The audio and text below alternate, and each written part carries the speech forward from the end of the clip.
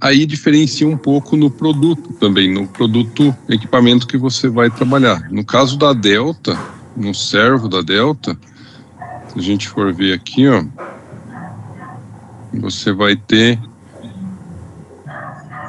dentro das configurações do modo de operação aqui, depois eu vou entrar em detalhes, só estou mostrando.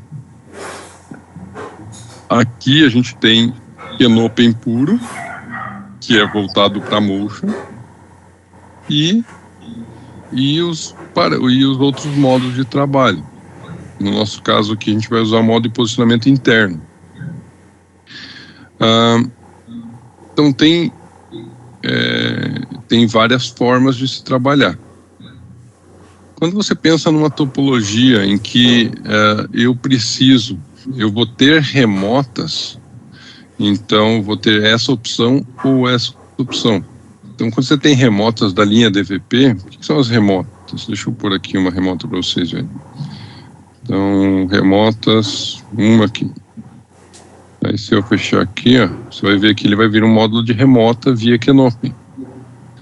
Então, essa é uma remota da Delta.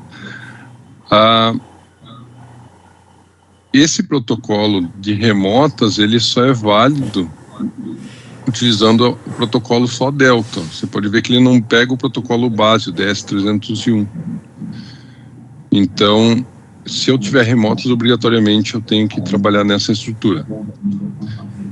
Se eu tiver equipamentos que não sejam Deltas, ou seja, não sejam servo driver da Delta, obrigatoriamente você tem que ir para o protocolo padrão, que é o DS301. Então, nessa topologia de vocês, hoje vocês vão ter lá basicamente...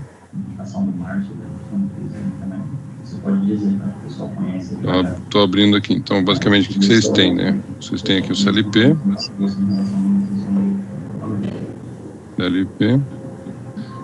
Aí vocês vão ter, não sei quantos servos vocês vão ter.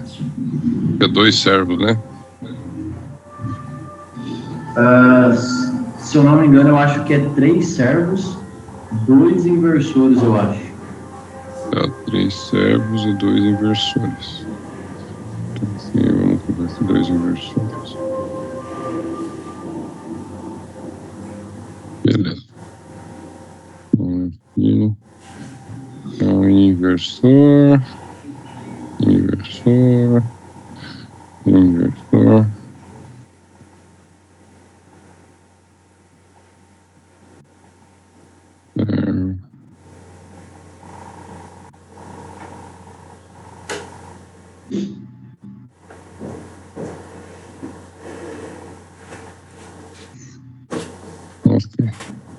Então, eu não sei como é que vai estar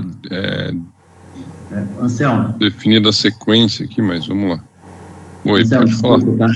eu estou verificando aqui o e-mail, 2 servos motores da Delta e 3 inversores de frequência da VEG. Tá. Aqui.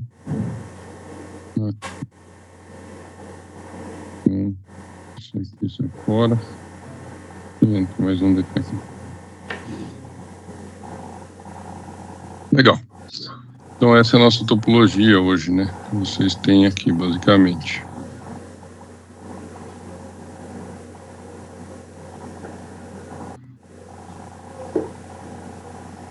Ótimo.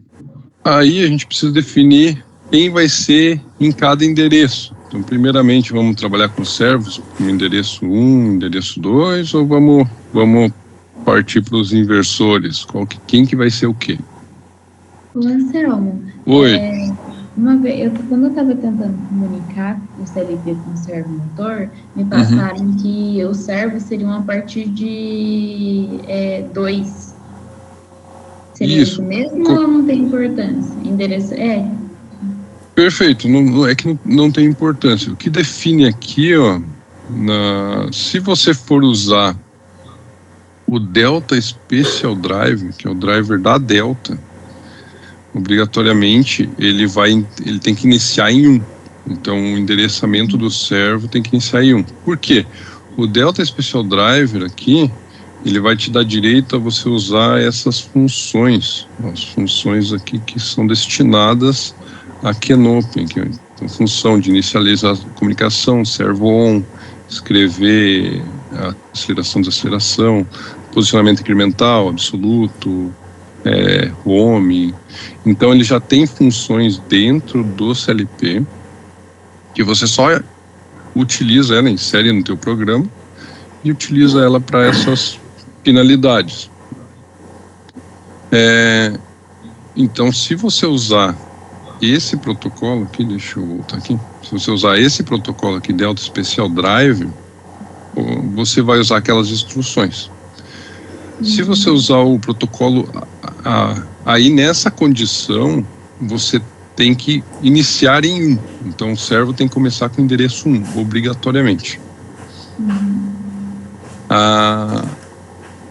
Então, se você trabalhar com outro protocolo, por exemplo, Kenopen aberto aqui, você pode definir que o teu CLP vai ser endereço 1 e daí o servo parte do 2. O que não pode ter é conflito, não pode ter 2 equipamentos com o mesmo endereço. Então, a gente pode escolher isso daí, vocês podem definir isso daí do jeito que vocês acharem melhor para a aplicação de vocês. No caso dessa topologia que a gente tem aqui, ó, a gente tem inversores, então, obrigatoriamente, a gente tem produtos que não entram no protocolo Delta. Então, teremos que trabalhar com o protocolo Kenopen aberto. Isso para todos os equipamentos. Então, aí nesse caso, você pode escolher, eu quero começar os equipamentos com endereço 1, ou quero começar com endereço 2. Você escolhe. Então, vamos definir aqui o que a gente vai começar. Quem que vai ser? 1, 2, 3? Pode ser? Pode ser. Então, vocês querem o CLP com que endereço? Geralmente, ou utiliza-se 1, ou utiliza 127, que é o final da rede. Então, você pode escolher o padrão que vocês querem adotar para as aplicações de vocês. Pode deixar como 1 mesmo, Gonçalo. Ok. Então, nosso CLP vai ser endereço 1. Nosso servo, você vai adotar como o inversor como 2, vai iniciar em 2, ou o servo vai iniciar em 2? É que fisicamente no teu painel, como é que está essa estrutura de ligação? Que facilita para vocês? Na verdade, pode iniciar como servo sendo 2. Tá, legal. Então aqui nosso servo vai ser 2. Esse outro na sequência 3. Aqui vai ser 4. Ou amanhã vocês vão adicionar mais algum equipamento na rede? Não, de início seria somente essa ideia, né? O CLP, os 2 servos, os 3 inversores, e aí tem a questão do encoder, né? Uhum. O encoder, ele não é via Kenopen, então ele é via outro protocolo, né? Isso, Legal. Então aqui a gente tem o servo da Delta, o servo Delta e aqui os inversores da Vega. Então vai ficar nessa topologia. No CLP da Delta, se vocês verem, fisicamente ele tem uma entrada para um resistor. Então aqui vai ter que ter um resistor de 120, tá? Obrigatoriamente tem que ser conectado nesse cara aqui.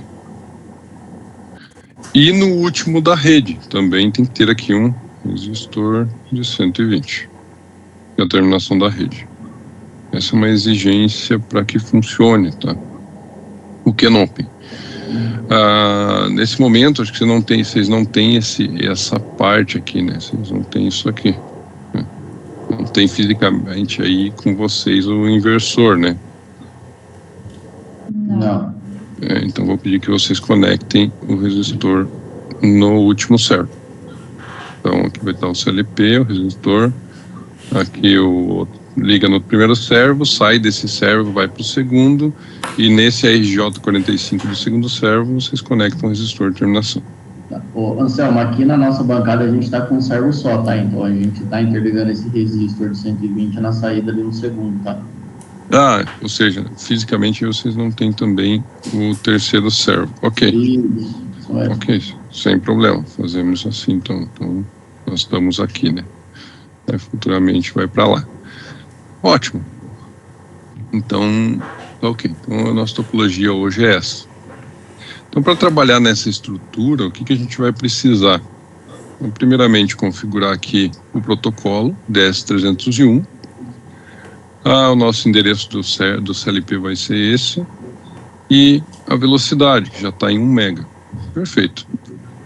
Então, aqui a gente configurou isso. Vocês vão ter que ver nos outros produtos, como por exemplo nos inversores, se eles aceitam trabalhar com 1 mega. Às vezes tem produto que não aceita. Daí você vai ter que trabalhar na velocidade que corresponde a todos os equipamentos. A velocidade de 1 mega também define um limite de distância, que é a base do protocolo. Se não me falha a memória, é 20 metros para Canopy.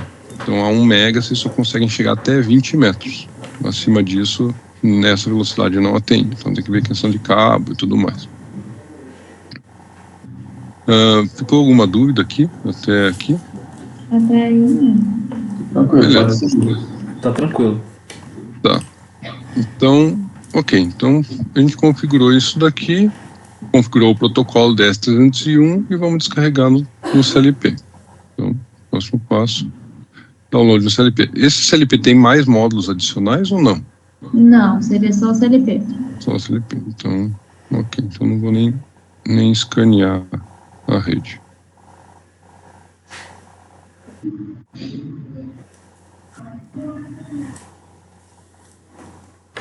Legal. Ao término de configurar essa parte do protocolo que a gente configurou DS301, clicar no botão direito, ele vai ter as comunicação, software de comunicação, ele vai habilitar para vocês o Canopy Builder. O que não estava habilitado quando eu utilizava outra opção. Então, essa daqui, ele não deixa eu trabalhar Canopy Builder, viu? Isso se dá porque eu estou trabalhando com o protocolo puro, né? Então aqui eu vou trabalhar com um protocolo aberto. Na verdade, a gente vai trabalhar esfregando o bit, essa é a ideia. Então todo o desenvolvimento da rede de comunicação vai estar dentro das configurações que vão estar aqui dentro desse software, no Canopy Builder. Então eu venho aqui, botão direito em cima do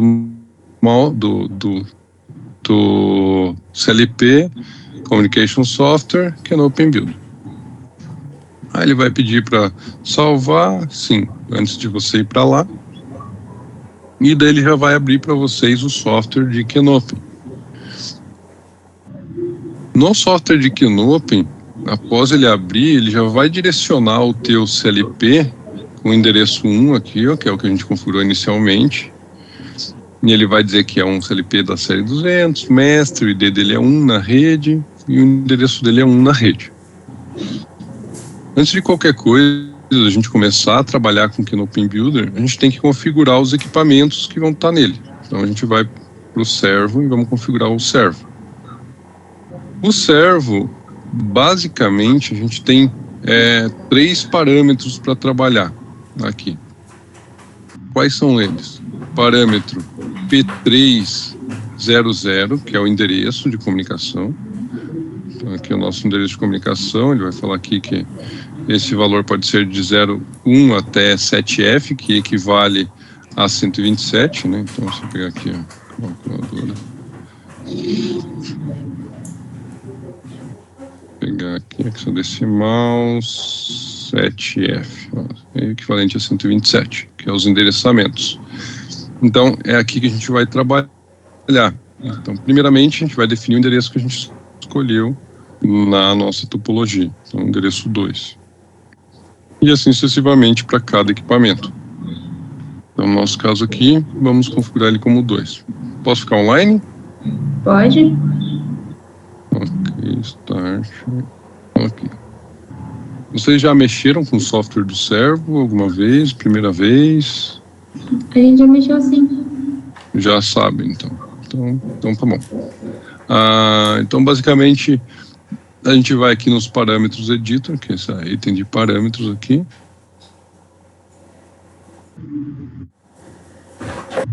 Vamos ler os parâmetros. É uma exigência, sempre leia os parâmetros antes de escrever qualquer coisa. E a gente vai editar os parâmetros relacionados. Então, os parâmetros relacionados são P300, já está. P301, que é a velocidade, já está em 1 mega, beleza. E o parâmetro P101, que também já está no modo posicionamento interno. Perfeito. Então a configuração está certa. Então os passos são esses mesmo. Uma coisa que a gente tem que saber, sempre que a gente trabalha com comunicação, a gente precisa saber desse parâmetro aqui, ó, parâmetro P230. Isso está descrito no manual e ele é um parâmetro muito importante. Ó. Ele fala aqui, ó, P230 é um parâmetro auxiliar, de funções auxiliares. Nesse parâmetro tem várias configurações aqui e uma delas, a mais importante, é essa daqui, ó. Então, o que está dizendo aqui nesse parâmetro? Que se a gente configurar ele como 5, se eu escrever 5, após configurar como 5, os valores desse parâmetro vão ser perdidos quando desligar o servo. Ou seja, eles não vão ser mais gravados na EEPROM. Então, eles vão gravar numa memória RAM a partir desse momento. Por que isso? Sempre que a EEPROM é uma memória infinita, né? Então, você tem lá tantos milhões de gravações e ela para de funcionar. Se você não escreve esse parâmetro aqui em 5, ele vai ficar gravando na EEPROM a cada vez que você escreve no driver. Grava na EEPROM, grava na EEPROM, grava na EEPROM. E como a comunicação é uma coisa muito rápida, essa vida útil dessa memória vai acabar rápido. Aí vocês vão ter um alarme chamado alarme 17. Se vocês verem o alarme 17 é porque vocês estão trabalhando com rede, qualquer tipo de rede, pode ser Modbus, pode ser Canopy, e não habilitou-se a proteção da EEPROM. Então, e não tem o que fazer, a única solução é tira a placa de controle e coloca uma nova. Tem que trocar a placa de controle do drive. Então, sabendo disso, esse daqui é um passo importante que a gente vai fazer dentro do mapa de endereçamentos também. Então, a gente vai escrever esse parâmetro, o parâmetro P230 igual a 5. Mas antes disso, o que a gente tem que saber? O que a gente vai usar nessa aplicação? Então, aqui, ó, o software que no OpenBuilder, que eu comentei, no protocolo DS301 eu vou trabalhar com escrita de parâmetros. Eu não vou trabalhar mais com o protocolo da Delta, né? Então eu vou trabalhar com escrita de parâmetros, não vou ter funções dentro do CLP que facilitem isso para mim. Então eu tenho que previamente configurar o driver para saber o que eu realmente preciso. Então é isso que a gente vai fazer agora. Então aqui no driver, nesse driver, eu vou pedir para vocês fazerem o seguinte. Primeiramente, desconecta ele da rede, ele deve estar na rede Canopy, né, nesse momento. Vocês desconectam ele da rede Canopy. Pronto. Desliga e liga ele.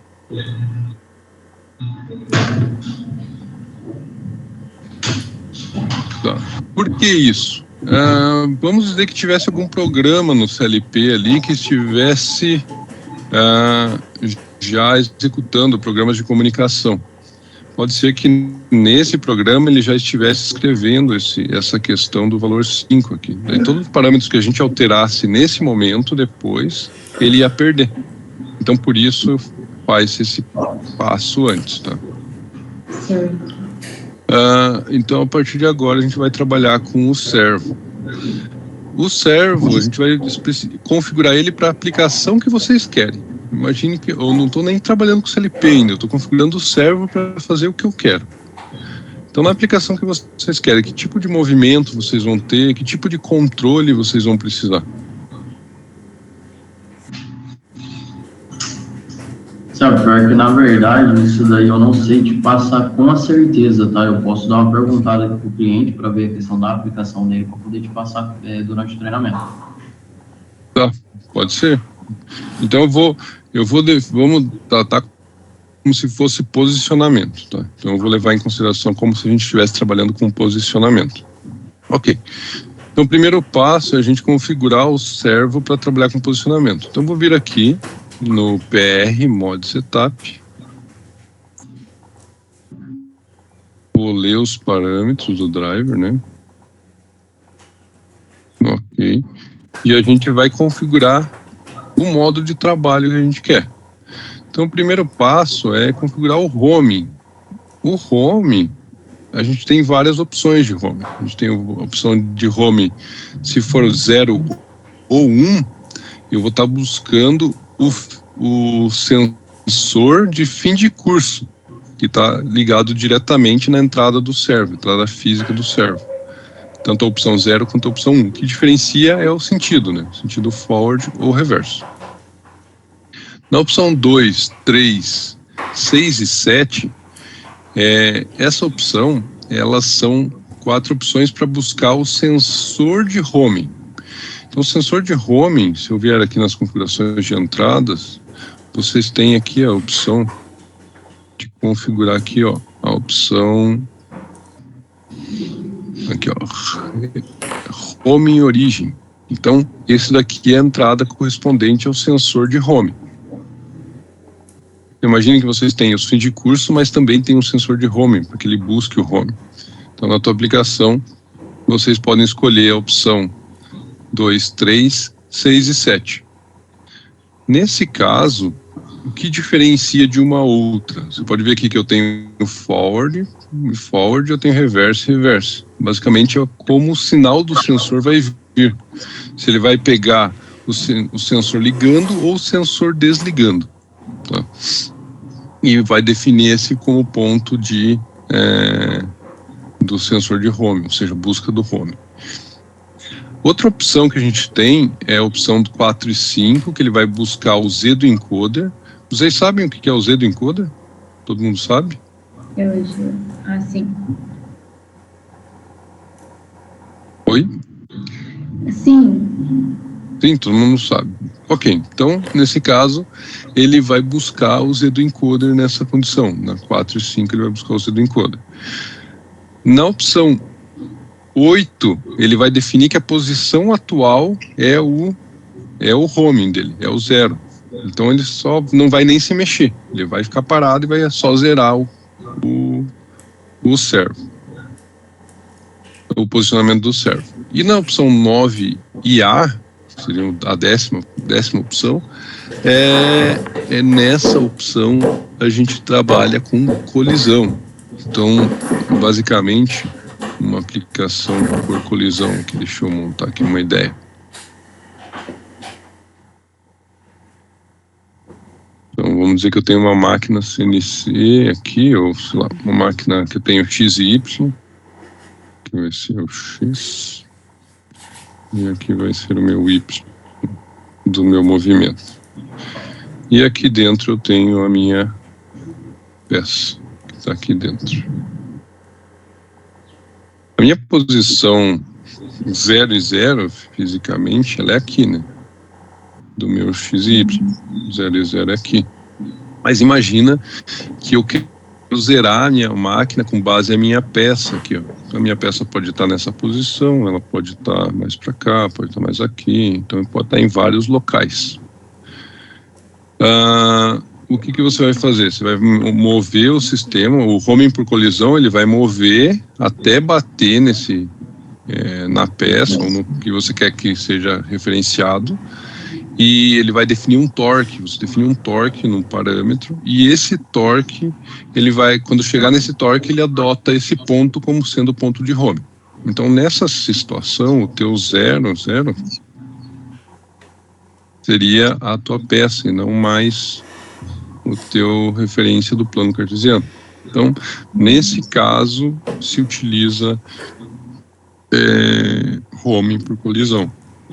Alguns outros casos, como por exemplo, deixa eu ver se eu tenho aqui uma máquina. Posso acessar aqui a internet de vocês? Pode. Com licença. Máquina de fechamento de lata.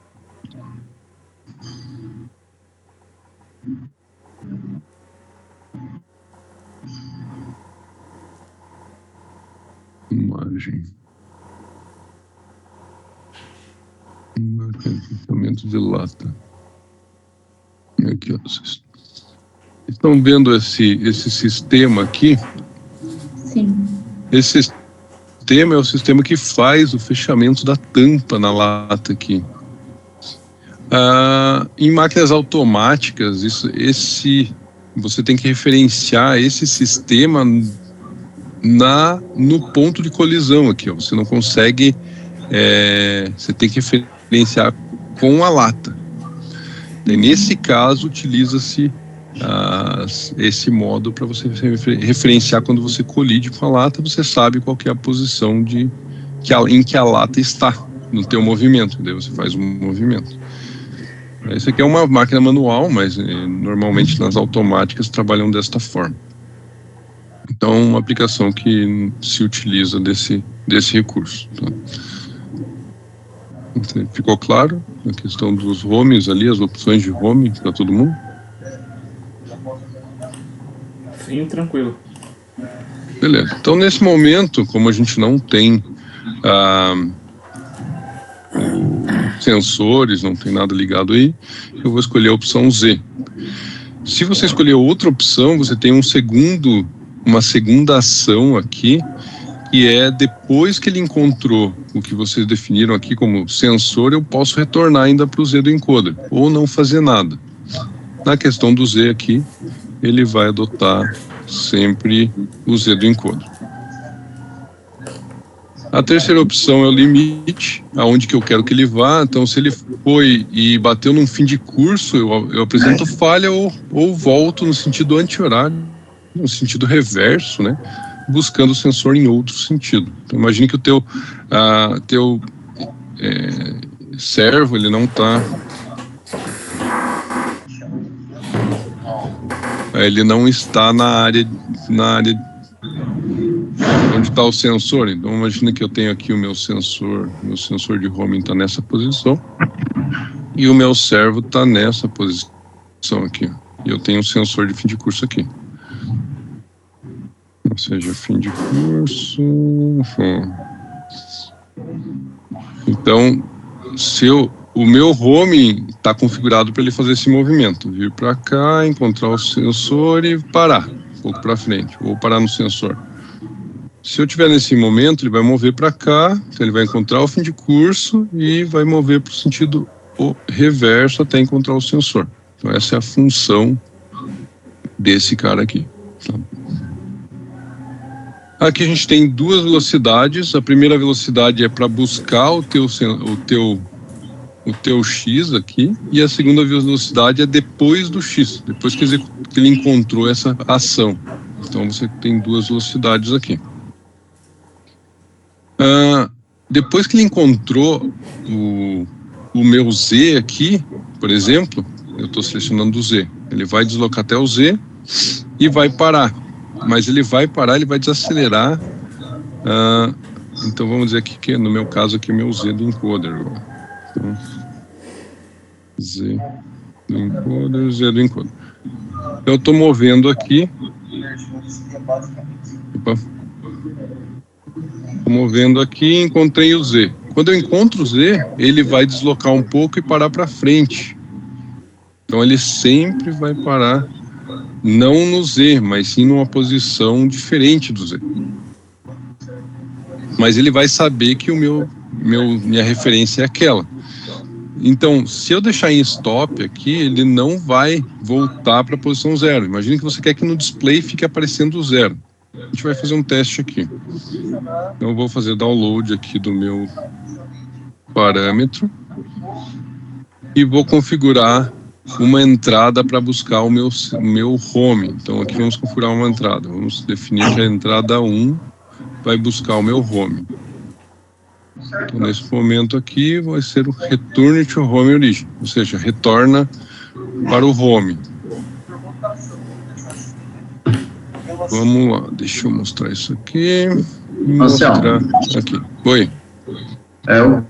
O cliente mandou aqui um áudio explicando em relação ao uso do inversor e dos dois servomotores. Você quer que eu coloque para a gente ouvir?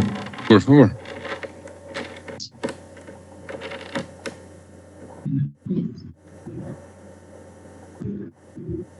Vou colocar aqui o Rafael, tá? Uhum. Para mim não está saindo, mas... Não está saindo áudio? Não, para mim não. Deixa eu pôr o celular aqui, então. Cara, com relação aos inversores, assim, não tem muito segredo, mas, assim, a gente fazer um gira-para, né, um habilita-desabilita, vamos pensar assim, né, vou mandar a parte de segurança dele, né, e eu vou ver, através da RHM, aí, uma referência de velocidade. Os inversores seria basicamente isso aí. Beleza. Né, seria agora, para os servomotores, um servomotor, ele funcionaria em modo posição, né? Então, eu teria 3 sensores, né? Um de limite máximo, um de limite mínimo e um de home. Ele teria que funcionar, sei lá, inicialmente, ligou a máquina, faz o home, busca a posição de referência e todo o ciclo ele busca a posição final, busca a posição inicial. Seria basicamente esse funcionamento desse servo transportador aí. O servo bucha seria um servo que ele funcionaria não por posição, mas sim por rotação, vou pensar assim, né? Por velocidade, né? Que seria o controle dele. Então, em determinado momento, eu pego e mando ele numa velocidade tal, ficar girando, depois desligo ele. É um funcionamento bem mais simples que o outro. Entendeu? Seria basicamente isso, cara. Perfeito. Perfeito, ótimo. Então a gente já tem 2 cenários, né? Então tem um que vai trabalhar por posição, o outro que vai trabalhar em modo velocidade. Ótimo. O de posição, ele comentou que ele vai precisar de sensores de fim de curso, então vamos colocar aqui, né?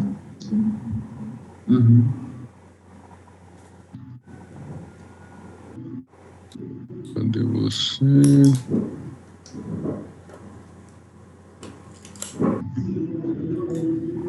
Ué?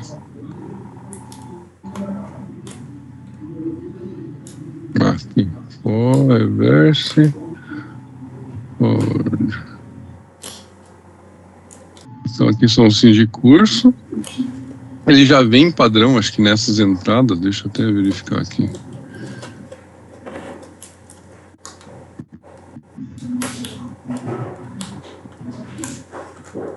As entradas 22, 23, ele vem aqui, ó. 22, 23 aqui. Então vamos deixar o que é padrão, né? 22.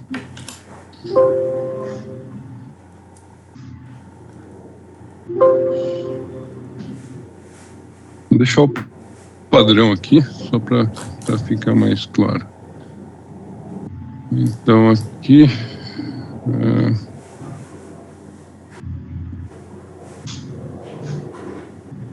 olha, ele vem assim, esses 3 padrões aqui, normalmente fechado. Beleza. Ele não vai ter emergência, que ele comentou, então a gente vai desabilitar aqui a emergência. Não precisa.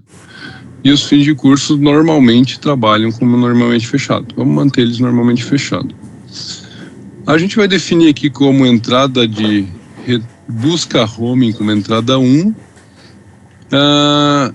Entrada de sensor de roaming, eu vou colocar aqui na entrada 5.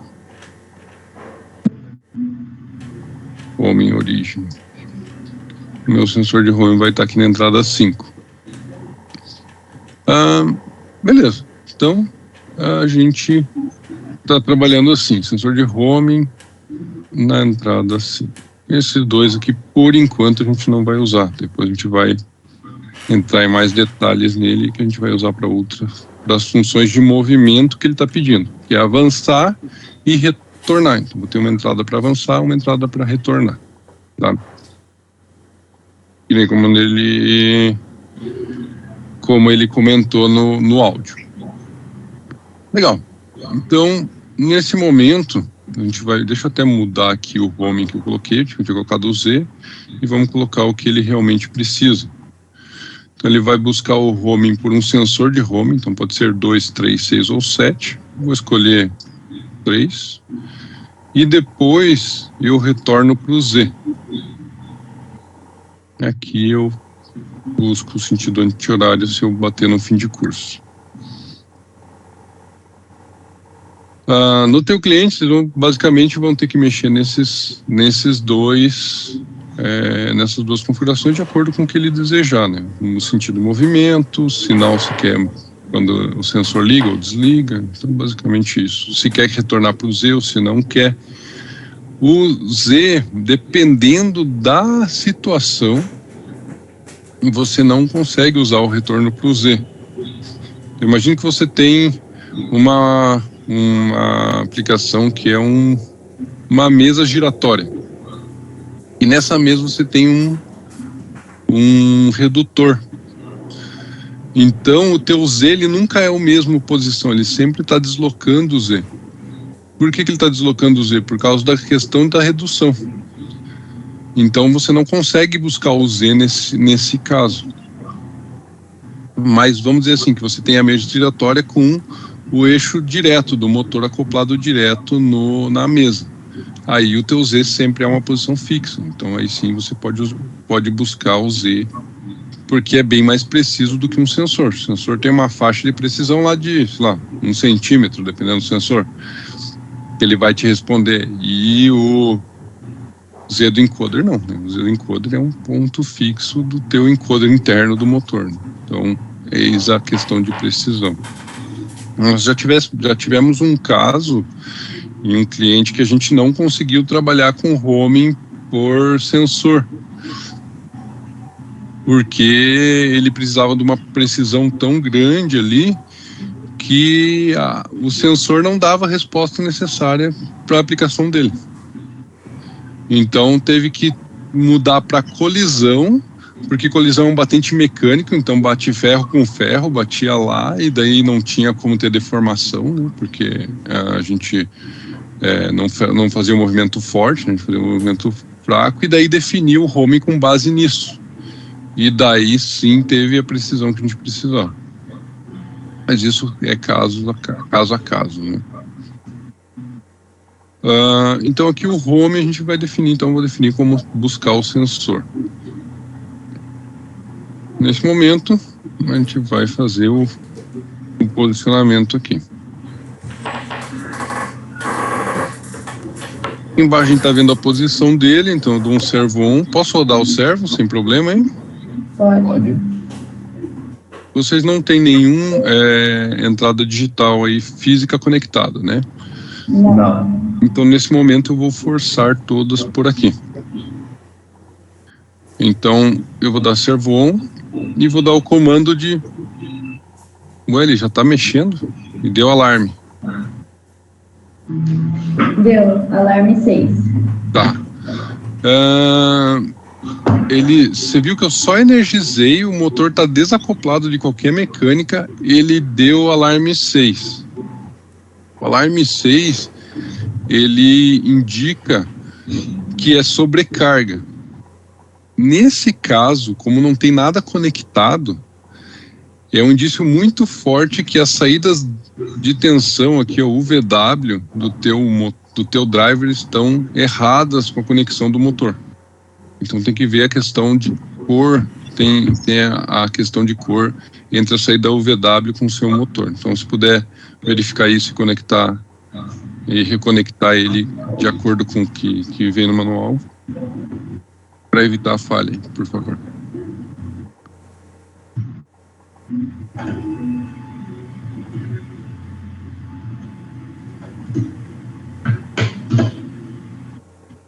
Normalmente, ó, o padrão é vermelho é U, branco é V e preto é W. Ah, era o preto e branco que dava trocado mesmo.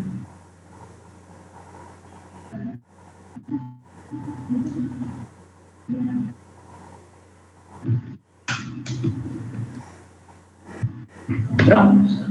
Então, por que dava isso daqui? Ele estava energizando, e daí o server fica tentando manter a posição fixa. Então ele sempre fica se movendo em movimentos extremamente pequenos, mas para um lado e para o outro, buscando a posição fixa. Imagina, você está mandando para rodar para o lado direito, mas o encoder está contando do lado esquerdo. Daí ele vai ficar Ele vai estar errado no movimento dele. É isso que estava acontecendo. Ele fica buscando, geralmente ele fica vibrando e ele dá essa falha. Tá? Então, nesse momento, se eu der um servo on agora, ele não vai dar mais falha. Peraí, acho que não está conectado o servo. A gente tem que desenergizar e energizar ele de novo para tirar o alarme.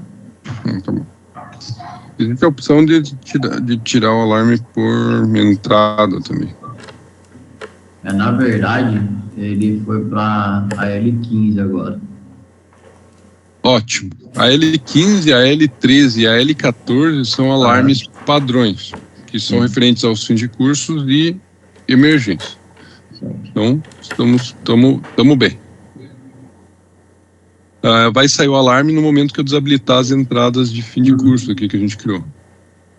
Então, nesse momento, acho que não tem nenhum alarme mais. Exato. Deixa eu iniciar o monitoramento aqui de volta. E vou executar o meu posicionamento. Então, eu vou mandar retornar para o home. Vou rodar aqui, ele está rodando, vocês podem ver fisicamente, ele deve estar se movimentando. E aqui eu vou dar o acionamento do sensor de home. Então, está chegando o sensor, acionou o sensor, desacionou o sensor. Ele vai desacelerar e vai parar. Viram que ele parou na posição 603. Ó. No display deve estar esse valor também. Exato. Para tirar isso, a gente vai executar o nosso homing. Depois do homing, eu vou executar um programa 1. Então, aqui, o meu programa 1, no programa aqui eu tenho várias opções. Eu posso escolher o programa 1 para fazer uma velocidade constante, que a gente vai usar no outra situação lá do outro servo, trabalhar com velocidade. No programa 2, eu posso fazer um posicionamento simples. No 3, o posicionamento automático. No 4, pular para outro programa, né? Chamar outro programa. No 5, escrever um parâmetro. E o 6 é indexar posicionamento de memória interna do drive. Então, basicamente, o que a gente vai fazer? E a gente vai fazer um posicionamento simples. Por que o posicionamento simples? Vocês podem ver aqui um desenho, ó, o posicionamento simples termina aqui. O posicionamento automático, ele segue a linha para o próximo. Por que é automático? Ele é automático, ele vai mover para o próximo programa, ele já vai executar o próximo programa na sequência. Então, no nosso caso, nesse momento, a gente quer fazer um posicionamento simples.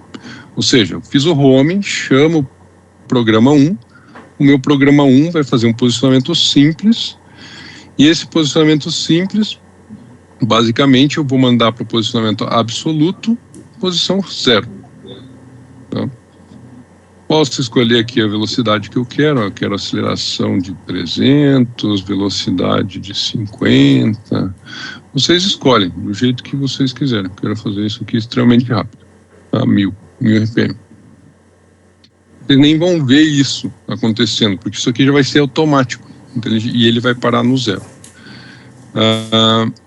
Então, fazendo isso, eu vou descarregar.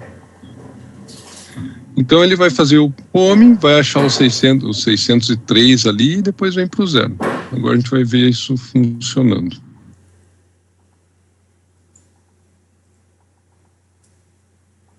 Vou executar aqui. Retorna para o home, vai mover. Achou o sensor. Parou. Agora ele parou no 0 aqui, ó. Vocês viram que ele parou no 0.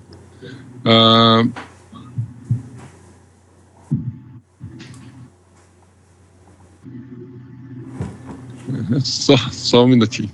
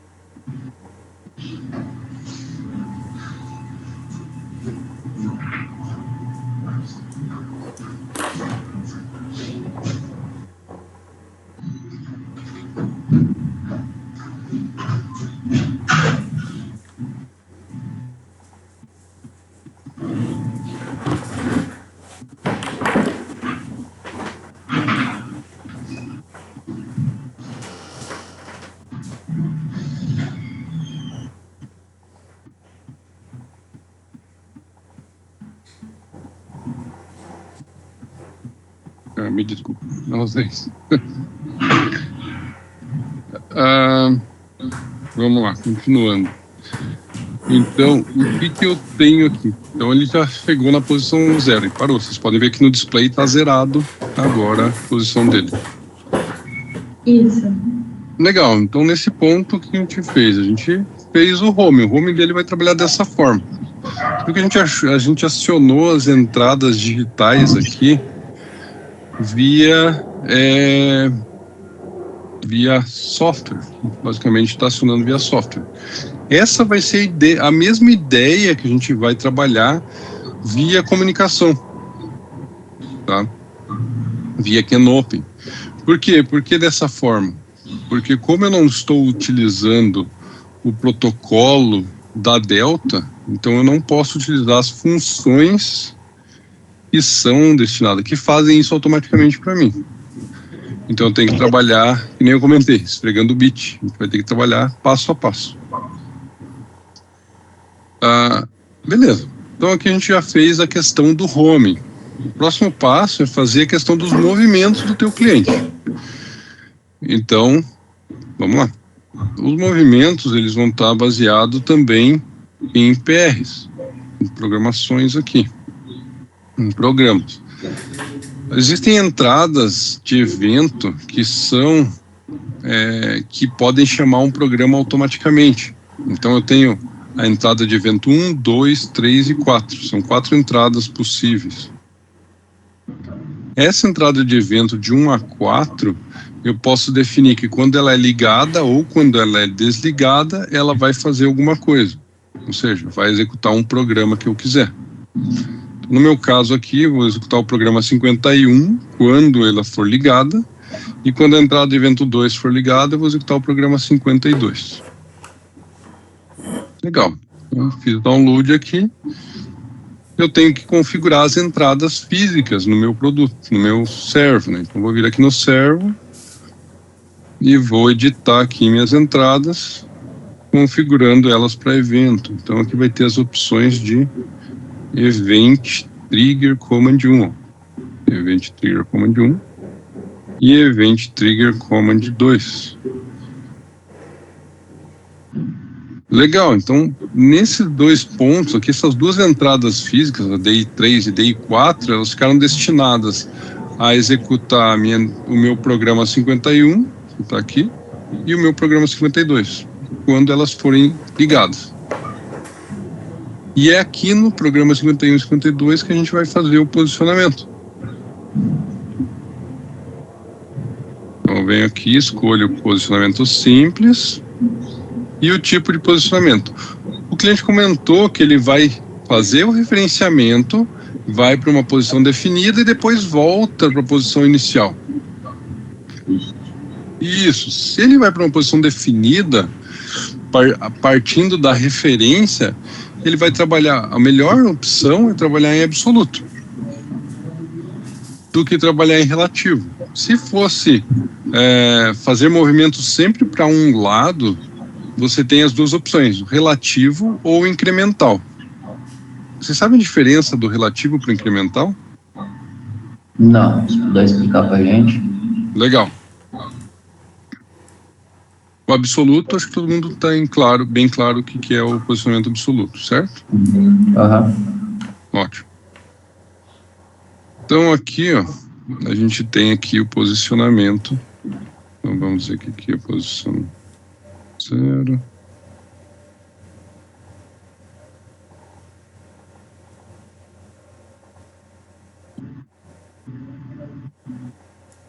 Legal. Aqui eu estou na posição 0, inicial 0. Aqui eu tenho a posição 1000.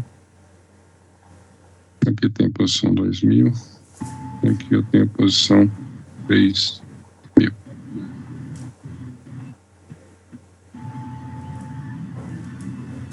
O meu servo, vamos dizer que ele está aqui nessa posição 0. Inicialmente ele está aqui. Tá? Legal.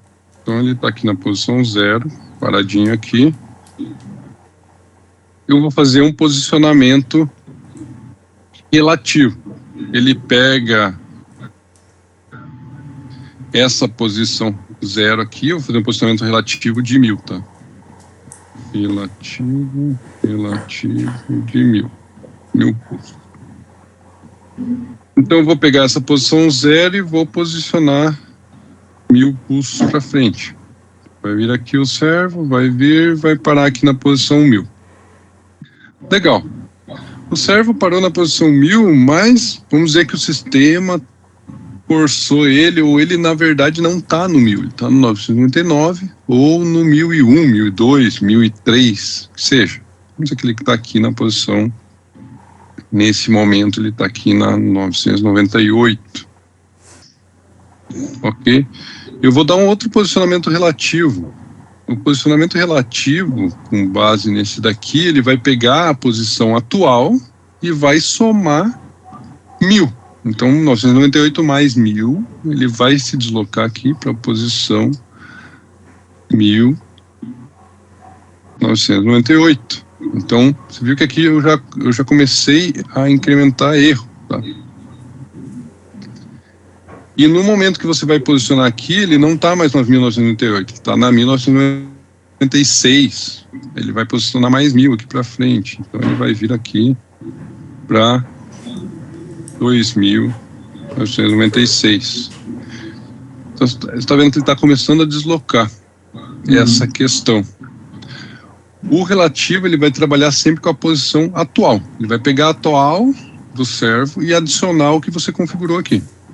Entendi. O incremental, ele é um pouco diferente. Vamos lá. Eu vou fazer aqui o posicionamento incremental, também de 1000 pulsos, iniciando também na posição 0.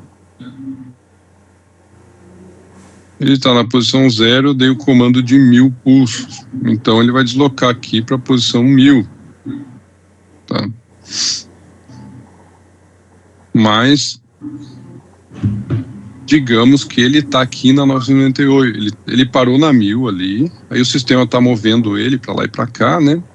E ele está na 998. Quando eu der um incremental de 1000, ele vai levar em consideração a posição de comando anterior, que era 1000, e não mais a posição relativa. Então, se era 1000, ele vai para 2000, mesmo que tenha esses dois pulsos. Ele pode, aí sim, eu não mandei ele para uma posição errada já, eu mandei ele para a posição 2000. Então eu não incremento erro de comando. Eu posso ter erro de mecânica, mas não de comando entre um deslocamento e outro. Entendi. Você está querendo dizer então que no servo ele vai mostrar posicionamento 1000 e posicionamento 2000 de forma correta, né? O que pode acontecer em questões de erro seria na mecânica, ele está um pouco antes, um pouco depois, mas é em questões de mecânica, não é em questões de servo. Mas sempre o posicionamento do servo ele vai estar incrementando da posição correta. Seria a posição final de 1000 em 1000. E não vai incrementar com base no erro. Então não vou estar acumulando erro aqui. Tá? A não ser que tenha erro mecânico, outra relação mecânica diferente. Aí tudo bem. Aí é outros 500. Mas o servo, você vai ver no display lá, 1000, ele vai posicionar para o 2000. Ele pode ficar flutuando em cima do 2000, na hora que estiver parado, daí ele vai posicionar para o 3000. Não vai posicionar para o que ele estava flutuando, entende? Somando o que estava flutuando. Então essa é a diferença do incremental pro relativo dentro do nosso servo. E a função de captura é para funções especiais. Tá? Máquinas, por exemplo, máquinas Flowpack. Opa! Caiu a comunicação aí com vocês. Podem habilitar de volta?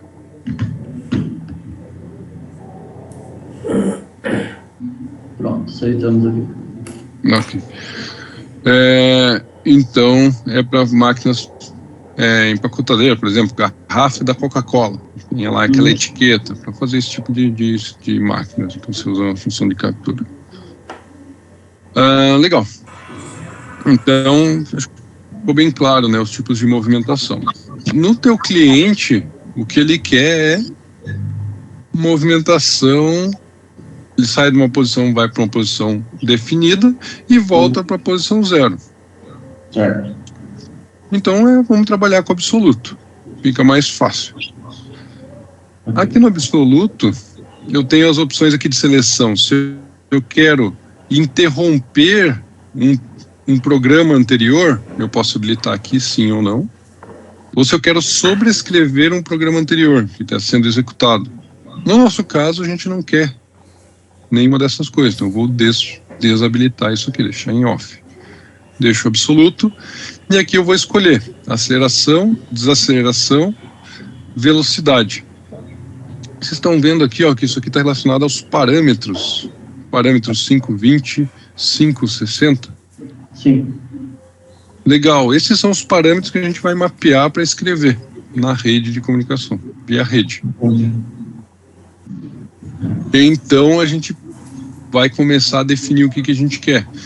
Nessa aplicação de movimentação, ele vai querer uma movimentação com velocidade, aceleração e desaceleração para avanço, diferente da velocidade de retorno? Sim ou não? Bom, essa questão acho que a gente não chegou a confirmar com ele.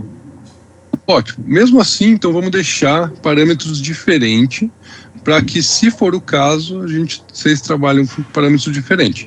Se não, vocês escrevem nos dois parâmetros a mesma coisa. Ok? A aceleração e desaceleração, eu vou usar o parâmetro P520, vai ser o mesmo tempo de aceleração e desaceleração, e o P560 vai ser a velocidade do avanço, tá? Aqui, se vocês derem uma olhada, se eu escrever aqui o valor, ó, 1, 2, 3, 4. 1, 2, 3, 4, ele está escrevendo basicamente nesse parâmetro aqui, ó, 703. Lá, 1, 2, 3, 4. Então a gente já sabe o parâmetro de aceleração, o parâmetro de velocidade e o parâmetro de posição de avanço. Vou fazer uma lista aqui para a gente ter isso daqui.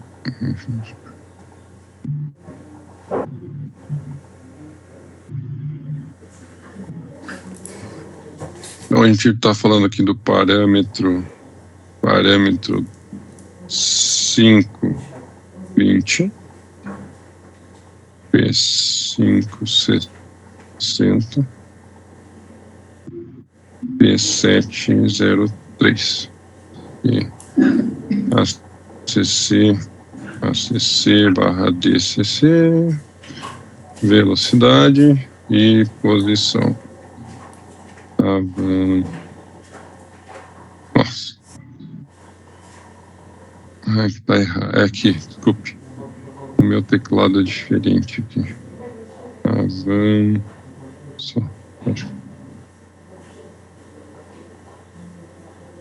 Beleza. Então aqui a gente já sabe os parâmetros relacionados ao avanço.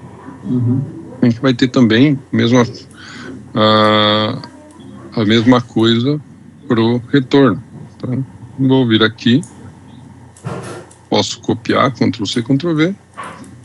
E descarrego aqui. A única coisa que a gente vai ser diferente a aceleração, vou colocar outro parâmetro, e a posição, a velocidade também. E a posição já também é outro parâmetro. Então, beleza. Então, a gente tem... Vou deixar zerado aqui para evitar problema. Então, aqui a gente tem o parâmetro 703 e aqui o 705. Aqui a gente tem o 521 e 561. Beleza. 21, 61 e 5.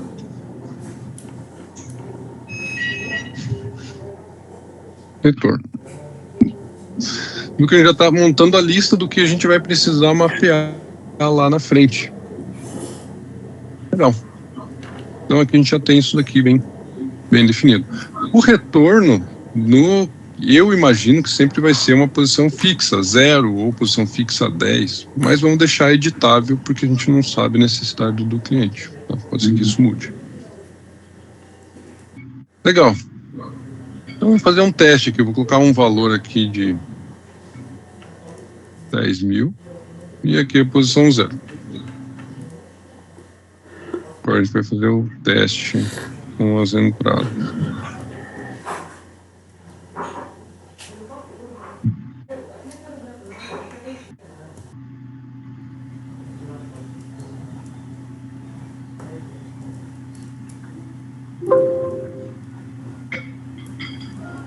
Servo 1, aí eu dou o move para home, vou fazer o home, chegou no home,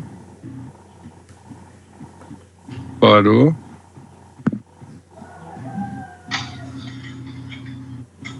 aqui eu vou fazer o posicionamento de avanço até a posição lá que a gente colocou, 100.000, e aqui eu vou fazer o posicionamento de recuo, até a posição 0.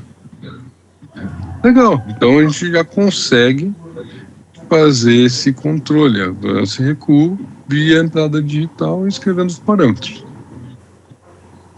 E a gente precisa mais, a gente precisa de um reset de falha só. Então, vou colocar aqui um alarme reset.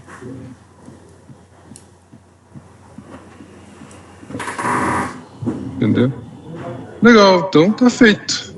Tá pronto o nosso servo para fazer o movimento. Agora a gente só tem que saber os outros parâmetros que a gente comanda as entradas digitais. Os parâmetros das entradas digitais são relacionados ao parâmetro P306 e P407. Se vocês derem uma olhada aqui, ó, o que eu habilitar para trabalhar por comunicação,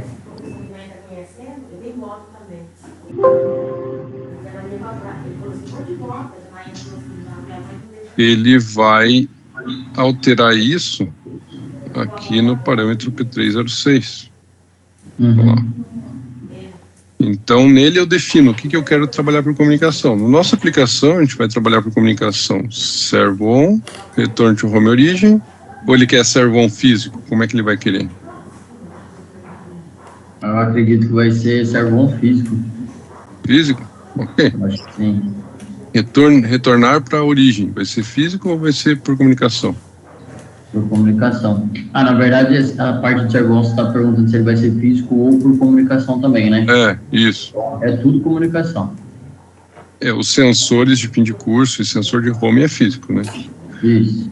Então, esses 3 aqui, ó, vamos dizer, esses 4 aqui vão estar físicos.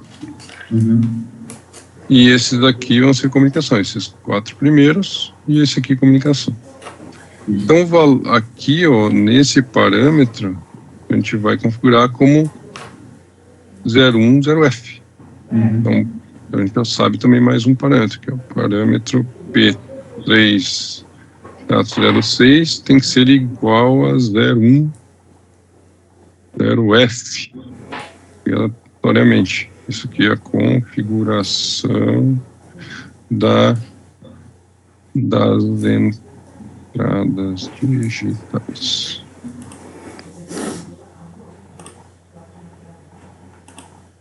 As entradas digitais. Legal. E o que comanda as entradas digitais é o P407. Os mesmos bits que eu tenho aqui, eu tenho lá. Então, quando eu aciono aqui esse bit aqui, ó, eu aciono via comunicação esse valor aqui.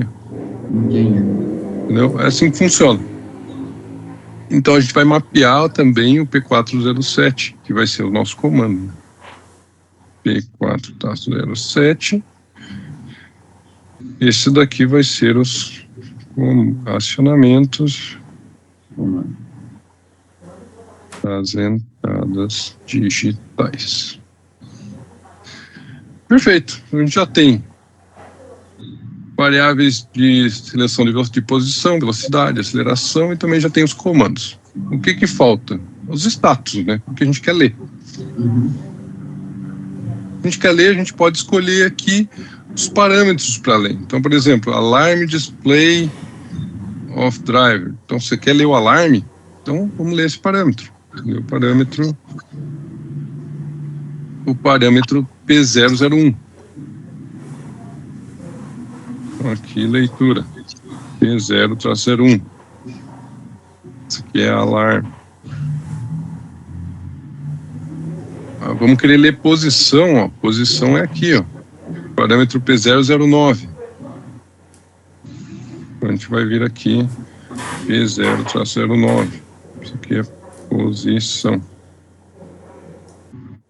Eu vou querer ler...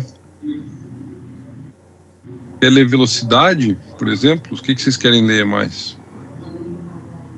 Vamos ler um status. Status, ó. System status. Servo status. Parâmetro P046.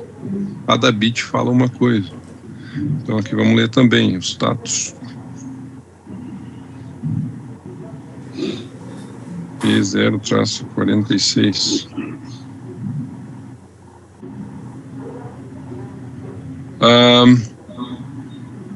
Legal. Então, vocês querem ler mais alguma coisa? Tem mais alguma coisa que vocês gostariam de ler? Velocidade? Eu acho que seria só isso mesmo. Só a posição mesmo, não precisa ser velocidade. Então. Isso, só a posição mesmo. Beleza. Então aqui a gente já sabe o que ler e o que escrever. Uhum. Então, ficou claro. A gente já configurou o driver, ele já está funcionando do jeito que a gente quer. E a gente só precisa, agora, a partir de agora, fazer esse tipo de coisa. Como vocês não têm aí fisicamente conectado, eu só vou desabilitar aqui para que não dê falha, tá? Eu vou deixar eles já como as entradas, mas como normalmente aberto, só para não ficar dando falha, para a gente poder executar o movimento, o mesmo movimento que a gente fez aqui no driver, utilizando o CLP, tá? E a rede Keno. No driver, tem alguma dúvida? Não, no meu caso está tranquilo aqui. Alguém se tem dúvida, por favor, só avisa a gente. Tá tranquilo. Pra mim tá bem tranquilo. Tá, beleza. Então, ótimo. Então, seguindo para frente, a gente vai para a questão da comunicação. Que volta, né? Pois tá bom. Não tem. Vai ter que entender lá para poder saber o que vai fazer aqui, né? Vamos lá. Então, agora o próximo passo. O driver está desconectado da rede, né? Então, primeira coisa, desliga o driver da energia, liga novamente e daí a gente vai conectar ele na rede.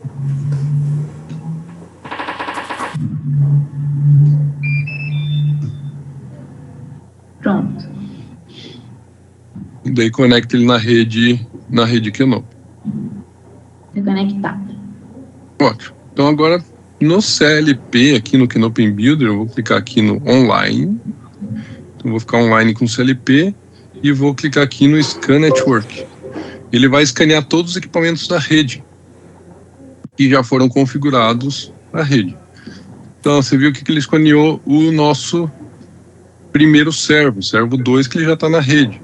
Se tivesse o 3, ele já buscaria aqui.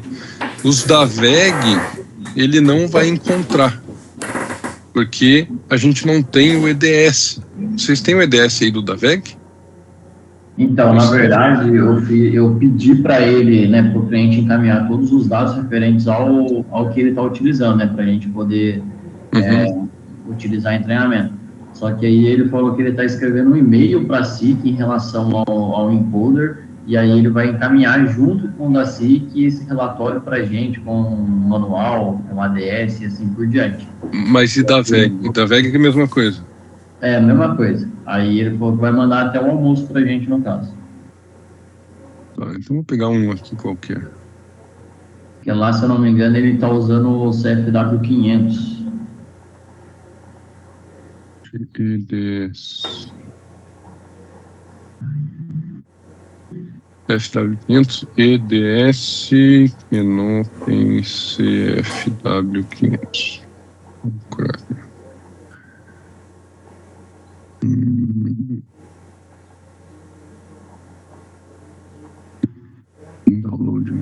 VEG. Isso, é isso mesmo, CFW500.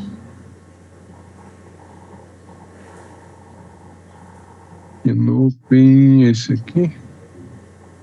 Ele tem um 3.7 que eu vi antes. Vamos ver. No PDS 3.7. Cadê o 3.7?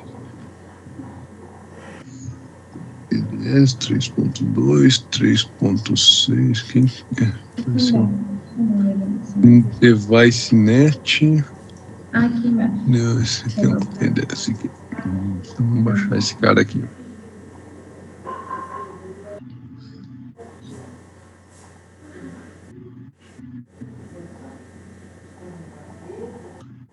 Sabe, no WhatsApp, eu acho que dá até para te mostrar uma imagem. Eu acho que ele chegou a fazer essa parte de scan, de buscar esse EDS do CFW500. E tem uma imagem que ele mandou pra gente que mostra esse CFW500 dele com o valor 005. Por exemplo. Quer mostrar lá?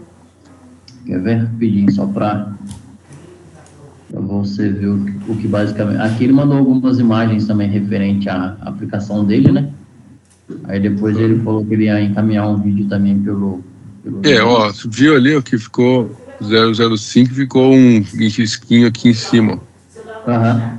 Esse risquinho, ele não encontrou esse cara, não tá correto, tá?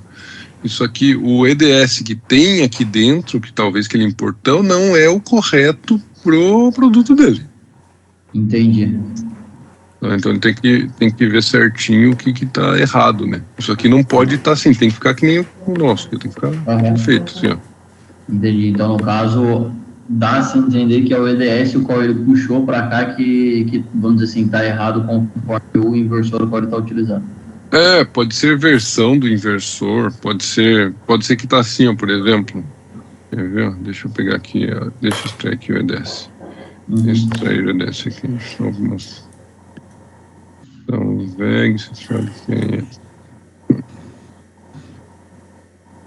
Então, aqui, ó, você tem aqui o EDS aqui, ó. Por exemplo, abrir com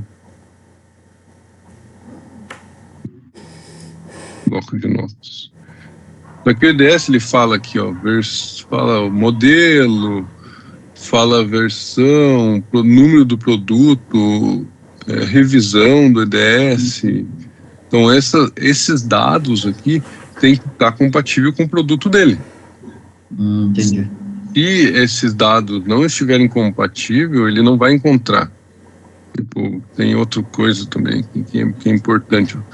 Basicamente, esses dados aqui, ó, versão ID, o device type tem que estar compatível, o product code e o revisão. Tem que estar compatível com o produto dele.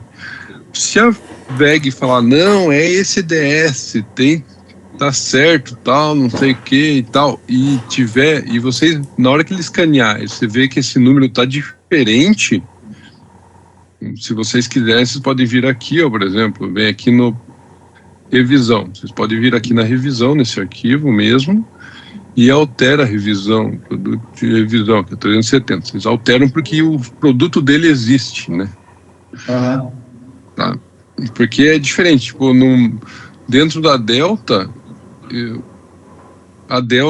tipo, dentro da VEG, eles não estão nem aí para esses códigos aqui, eles sabem que é o produto dele, então eles não ficam analisando esse tipo de coisa.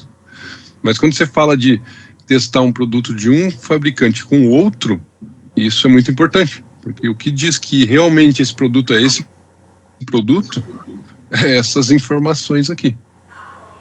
Então, talvez você precise até editar o arquivo EDS dele para isso daqui, para que atenda esse tipo de coisa. E daí que vai sumir aquela marcação dizendo que é incompatível. Tá? Mas é isso aí. Eu vou instalar aqui o EDS só para que vocês tenham conhecimento, né? Vou instalar esse EDS aqui. Para instalar o EDS, vocês vêm aqui, ó, na mãozinha, install EDS file, avança, dá escolhe aqui onde é que está o EDS, vou lá na minha biblioteca, downloads, FW, VEG, daqui, instalo ele. quiserem, podem puxar o ícone também deles lá, só ficar bonitinho.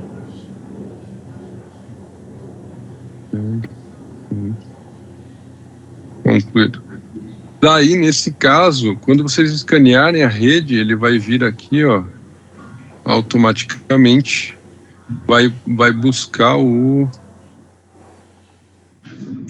da VEG aqui, o CFW 500, que vai entrar aqui, ó. Entendeu? Um endereço, basicamente, como vai estar lá 4, né? 4, 5 e 6. Né? Aqui.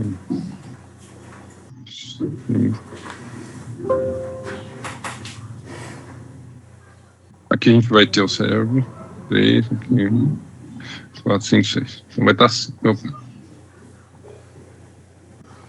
4, 5 e 6. Ele vai achar dessa forma para vocês. Aqui dentro do CFW 500, ele vai ter aqui o que é as variáveis de controle. Isso aí o manual do produto vai dizer. O que vocês têm que escrever ou ler. O manual do produto deles vai dizer isso daí, ou eles vão dizer. No nosso caso aqui, no servo A2 aqui, a gente vai mapear aquelas variáveis que a gente tinha previamente conversado. Então, a gente já listou aqui, ó, tá? Então, eu vou pedir para vocês fazerem isso daqui. As PDOs RX, ó, eu estou configurando dentro do servo, é o que ele vai receber. Então, o que eu tenho que mandar vai estar dentro do RX. Então, isso aqui vai estar dentro do RX. E isso aqui. Tá? Essa aqui vocês deixam para depois. Então, essas aqui vocês têm que mapear. Aqui dentro do RX. Se não couber, vocês podem adicionar mais PDOs. Cada PDO tem capacidade de 8 bytes. Ou seja, 4 words ou 2 double. No nosso caso, variáveis de aceleração e velocidade, eu vou colocar um aqui, ó. Por exemplo, minha variável P520, que eu vou procurar aqui P520, joguei para cá, ó. Ali eu sou 2 de 8. Se você completa 8 aqui, você tem que colocar nos próximos. Então, eu vou pedir para vocês montarem isso aqui. Tanto o TX é o que ele vai transmitir, então essas variáveis aqui eles vão transmitir, você vai ampliar essas 3, e essas aqui vocês vão receber, tá? Então, deixa eu só ver aqui um negócio. Vamos lá. Só um minuto. Podem ir fazendo.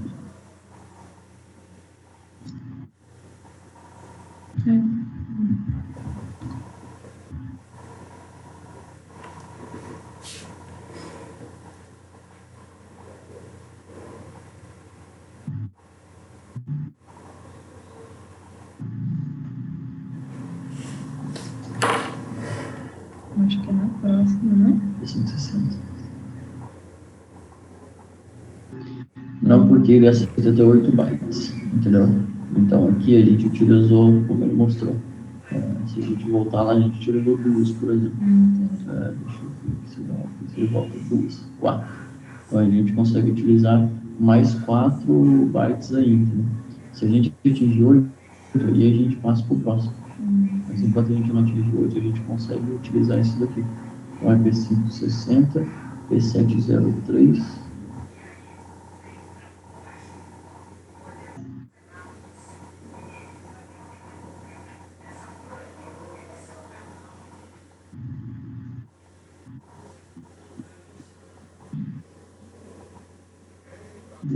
Seleciona, arrasta aqui, a gente atinge o 8.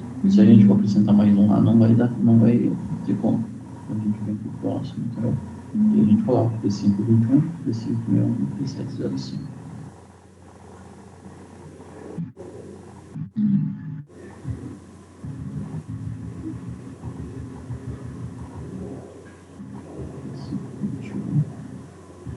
Tudo bem aí? Desculpa, mexi aqui no mouse, né?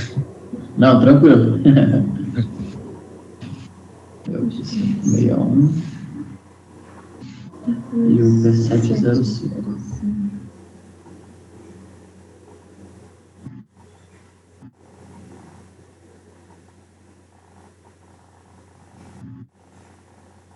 Vocês podem separar em grupos, se quiserem, movimento de avanço, movimento de recuo, e também, e daí o outro é o comando.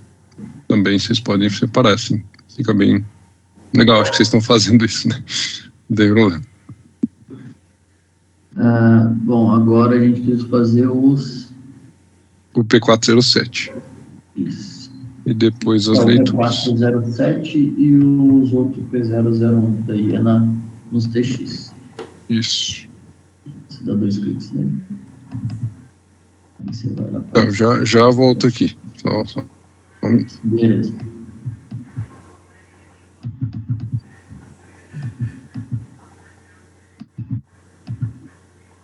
P407. Vai na setinha lá em cima. P407. Aí. Você adiciona. E aí finalizou. Não, ok. E agora você vai lá pro TX. Isso, já tem o TX. Aí você vai utilizar o P001, que é o alarme. Você vai utilizar o P009, que é a posição, e o P046.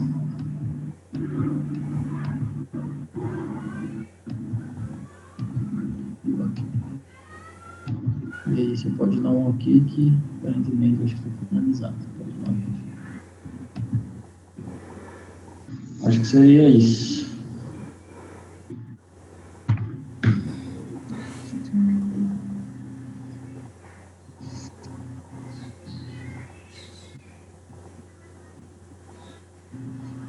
Essa é uma batalha forte, né?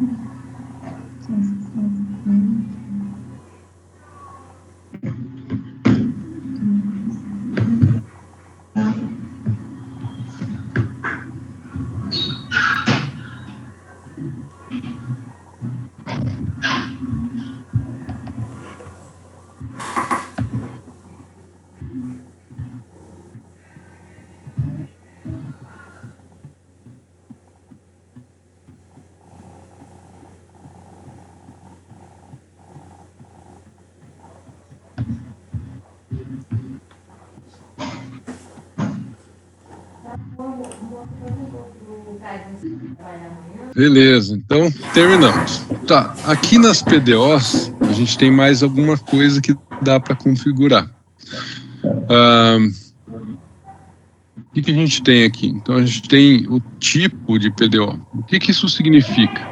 E isso é muito importante quando você vai falar com alguns outros fabricantes, porque alguns fabricantes eles não aceitam outros tipos de trabalho aqui, de configuração aqui. Isso tem que pegar no manual do produto. Deixa eu dar um ok aqui. Então, por exemplo, vamos dizer que o da VEG só funcione aqui, ó, com o 254. Então, isso tem que vir, tem isso no manual. O manual dos produtos tem essa informação, quais tipos de PDO são aceitos. Qual a diferença, tá? A função assíncrona 255 ou 254, elas vão alterar o valor dentro do produto quando o valor tiver alguma alteração. Ou seja, no CLP você mudou o valor, ele vai mudar no teu produto. Se não teve alteração, ele não vai escrever. Ele nem vai escrever. As funções síncronas que você tem aqui, ó, você tem síncrona acíclica e síncrona cíclica. A síncrona acíclica, você tem um comando para que ele escreva.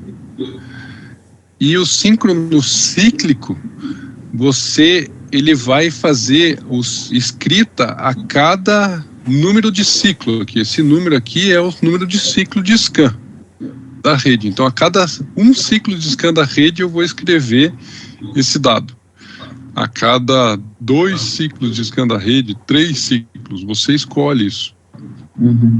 Então, por exemplo, a nossa aplicação desse cliente, ele vai estar fazendo a alteração das posições ali da aplicação a cada movimento. Ele tem que escrever sempre, tem que ser uma resposta rápida. Então você deixa um ciclo de sincronismo mais baixo. Ou para ele não importa, ele vai escrever uma vez na vida, só, e uma vez só, e daí ele vai fazer esse tipo de escrita. Então você escolhe, eu quero a cada 10 ciclos, um ciclo, ou você deixa assíncrono. Então você vai escolher isso aí. Como a gente não sabe qual vai ser a dinâmica da aplicação lá, eu vou colocar como síncrono, cíclico, cada ciclo de scan. O comando de avanço, o comando de recuo, eu vou deixar mais de boa. Vou deixar ele a cada, sei lá, 10 ciclos de scan. Certo. Não importa. O comando é um comando que exige resposta rápida. Então, a cada um ciclo. E a resposta aqui, o status, vou deixar quando eu mudar qualquer coisa, eu recebo. Não importa. Então, eu escolhi como é que vai trabalhar cada um dos meus mapas, cada uma dessas tabelas de endereços aqui que eu estou escrevendo ou lendo. Legal. No Kenopen, além disso, das tabelas, que a gente tem a opção de criar 4 tabelas de escrita e 4 de leituras, eu tenho o AutoSDO. O que é um AutoSDO? O SDO, a comunicação Kenopen, ela trabalha com 2 estruturas. Uma estrutura chamada PDO, que é essa aqui que a gente mapeou aqui, ó, os PDOs aqui, ó. E uma estrutura chamada SDO. O SDO é que nem um Modbus, você escreve e para. Ele só escreve uma vez, ou você manda, você não deixa sincronizado dentro da tua estrutura de rede. E a função AutoSDO aqui, ela inicia, quando inicia a rede, ele escreve isso daqui. Por que eu estou falando isso aqui? Porque a gente tem basicamente 2 parâmetros que são importantes a gente fazer esse tipo de coisa.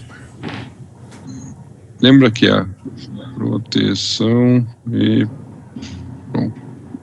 O deles é o da proteção da EPROM, e a gente pode escrever isso daqui também automaticamente. Iniciou a rede, ele já configura as entradas que vão trabalhar por rede e não precisa ficar escrevendo isso. Então esses 2 parâmetros a gente vai deixar no AutoSDO.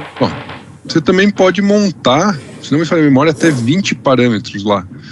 Então você pode configurar o driver por ali, se quiser. 20 parâmetros você pode escrever por ali. Configurar entrada digital, saída digital, daí amanhã deu problema no driver, ele vai lá e conecta na rede, ele vai escrever lá 20 parâmetros. Daí, basicamente, ele já meio que configura o driver. Também dá para fazer isso, tem gente que faz isso. Não vem ao caso aqui, né? Então aqui, P306 e P530. P5 não, P230, desculpe. Errei aqui, P230. Então vamos fazer esse cara aqui no AutoSDO. Eu vou adicionar, escolho aqui, então eu venho aqui, ó, P306,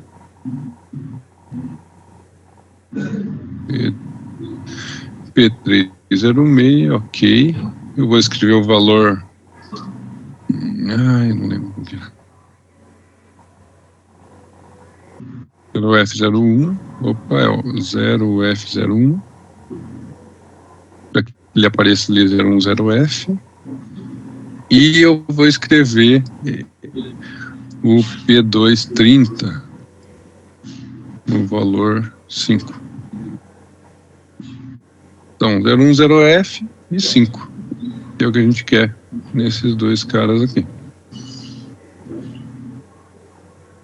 Legal. Se eu dou um ok aqui, então quando iniciar ele vai escrever esses dois parâmetros.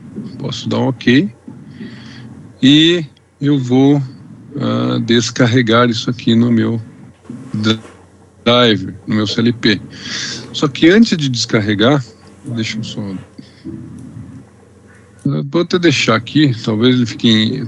vamos ver se ele vai funcionar, com mesmo os drivers não existindo aqui.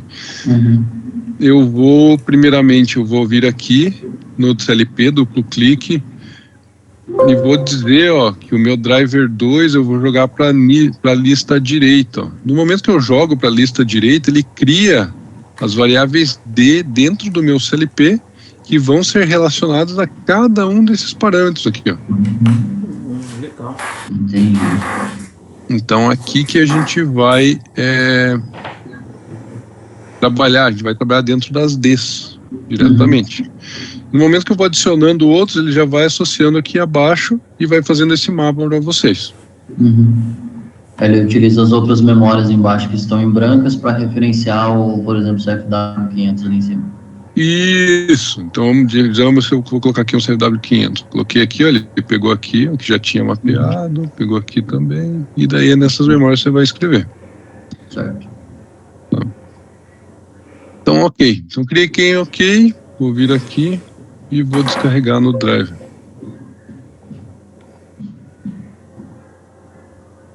Como eu só mapeei o primeiro, porque os outros não estão mapeados, você vai ver que ele vai estar forte. Se der um scan aqui novamente, ó. Aí ele vai puxar só o primeiro, né? Deixa eu ver se ele puxa aqui, scan network. Ó, ele ficou com aquele mesmo sinal que vocês estão tendo lá. Ou seja, ele não achou os caras na rede, né? Entendeu? Ou no caso, às vezes ele poderia estar só referenciando, que nem você fez aqui pra gente, basicamente, também. Tipo, ele poderia não estar conectado com o inversor dele lá, por exemplo. Isso, pode ser. Possibilidades também, entendi. Então, o que a gente fez aqui? A gente fez essa estrutura, já descarregou no CLP. Então, se eu for ficar aqui online, vou ver aqui... aqui no CLP, né? Vou descarregar de novo, só para garantir.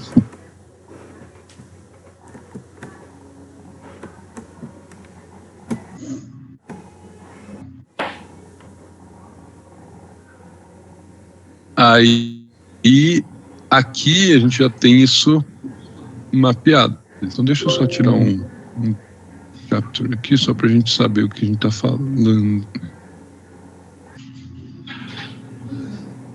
Deixa eu pegar diferente.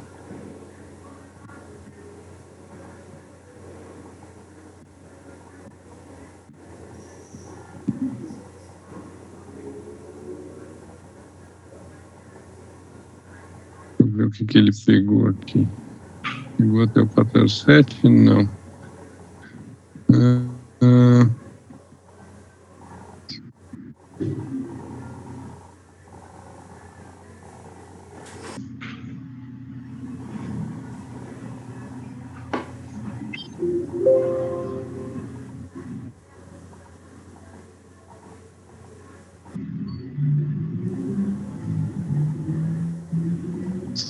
Só para a gente ter a referência aqui e depois fazer o mapeamento lá.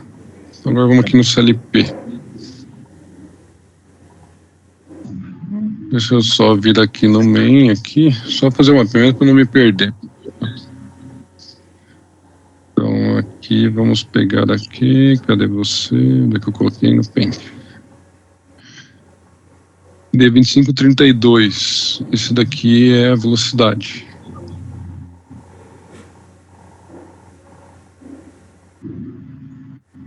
D25032. Isso é tipo Word, velocidade.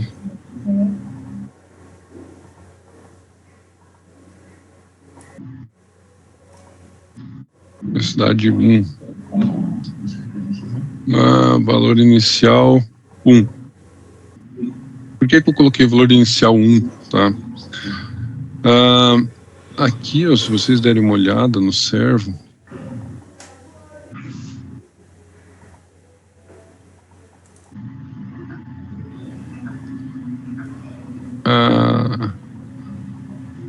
ele só pode partir de 1, ele não pode ter 0 nesses valores aqui, ó, também na velocidade, 1. Então, é por isso que eu coloquei valor inicial 1. Aqui, P520 é aceleração, desculpe, aceleração da aceleração. Então, vamos configurar aqui ACC, DCC. ACC, DCC1. Velocidade, cidade 1. Aqui é o D25033.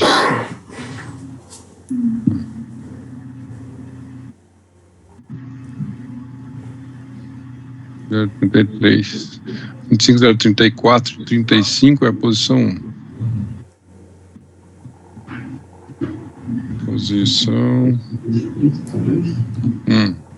de 25034. Aqui ele não é o Word, é uma double Word. Agora a gente vai fazer isso aqui. Cidade 2. Então, 34, 35, aqui 36, né? De 25036.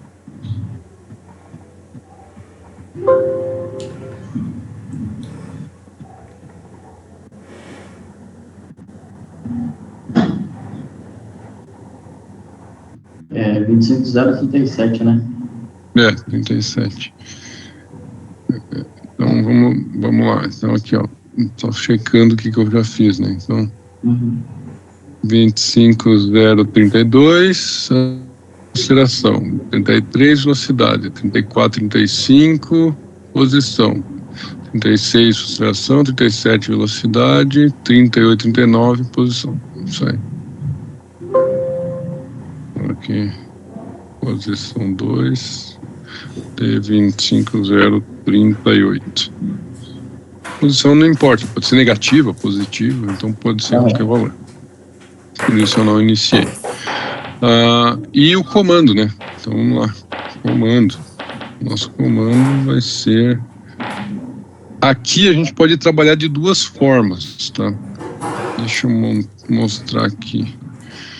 Então o nosso comando, ele tá aqui, ó. O D25040, né? Comando D25040. Dá para trabalhar de duas formas. Quais formas? Trabalhar direto com o Word, ou vocês podem mapear nesse LP cada um deles. Aqui, ó, servo com D25040.0 X0 do servo 1. Entendeu? Vocês já podem chamar eles do que eles realmente são. Então, que está de acordo com as nossas entradas que a gente configurou aqui, ó.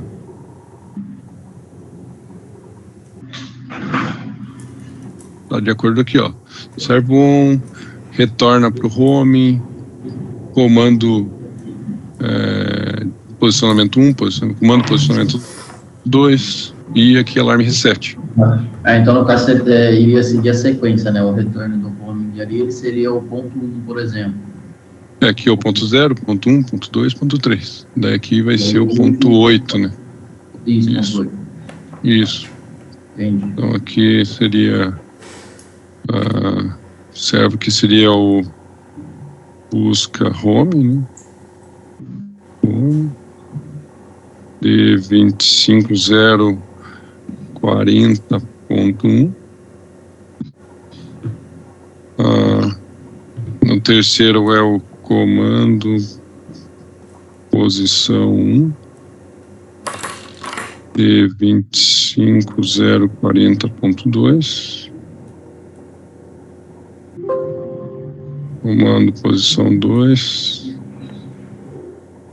D25040.3 e reset áreas